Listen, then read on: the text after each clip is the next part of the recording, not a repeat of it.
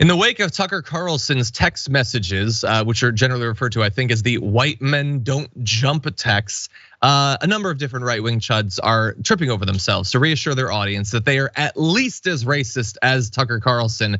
Here's a great demonstration by Charlie Kirk. You're not allowed to even say the W word. You can't say the white word. And in fact, MSNBC says it's kind of this statement that white people are better than this, that white people would never do such a thing. That's not what he said at all. In fact, if you want to actually get to the truth that Tucker was saying here, is that there is a disturbing, this is a fact, no one wants to say this, there is a disturbing pattern of blacks jumping people of all races in the urban corridors in America. That is a fact. I don't like it. You shouldn't like it. It's horrifying, but it's a pattern that we are seeing.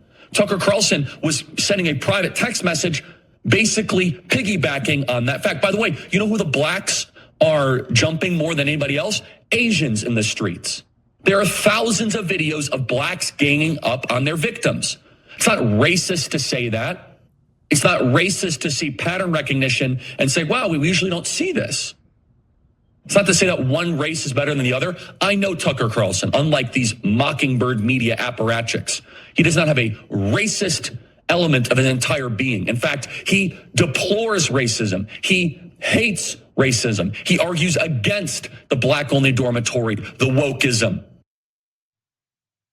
I love that his defense against the idea that Tucker Carlson is racist is to then him point out some of the reverse racism narratives that they try to spread. Good job. Good job, Charlie Kirk, you natural broadcaster, you.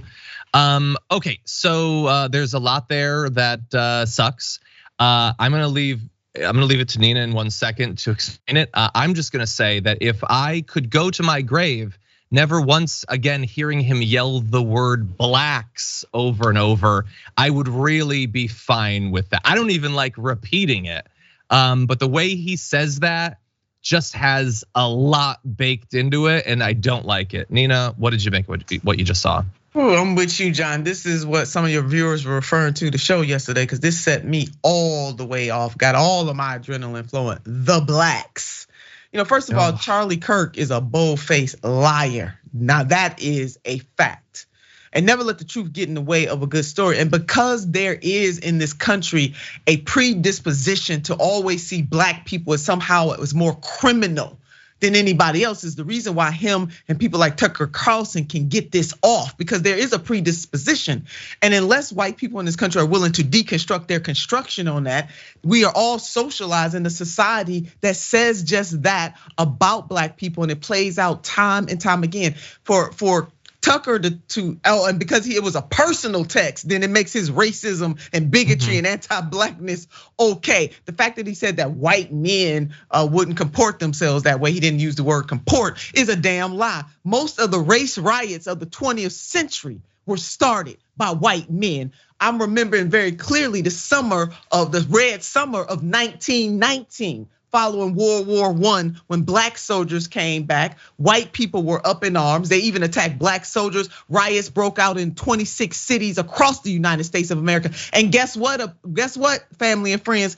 It wasn't just fringe groups like the KKK and other white supremacy groups. It was good old down home white people who decided to gang up and fight and beat and kill and maim black people all across the United States of America, mainly white men. I ain't gonna let the white women off the hook, but it was mainly white men. So spare me, Tucker Carlson, where white men don't do that. No, they do it. They've been doing it historically, and they still doing it to this damn day. What Charlie Kirk is saying and what Tucker said, John, is ahistoric. Period. 100%. They're a bunch of fools. 100%.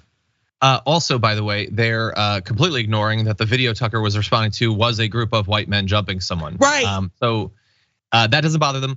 By the way, it doesn't. Yeah, it doesn't bother them as a representation of the fact that their point is wrong. It also doesn't bother them that it happened. To be clear, Tucker even said in there, like, I wouldn't mind if they killed him. But then he said, "Oh, I got to pull myself back from that." Then he backed up a little bit. Exactly. Yeah. Also, we're just gonna show this graphic for 1 sec. Matt Walsh effectively said the same exact thing, and I don't want to hear his voice today, so we're not gonna play it. Both of them saying, you all are kidding yourselves. Every video I see is of black men jumping people. Is it possible, I'm gonna leave you with this thought, that the videos you're seeing on the sorts of websites that you go to and the people you follow on social media are not in fact representative of reality? Is it possible that you guys are spreading those videos because it's convenient to you to spread a narrative, not because it's an accurate reflection of what's really going on? Consider that.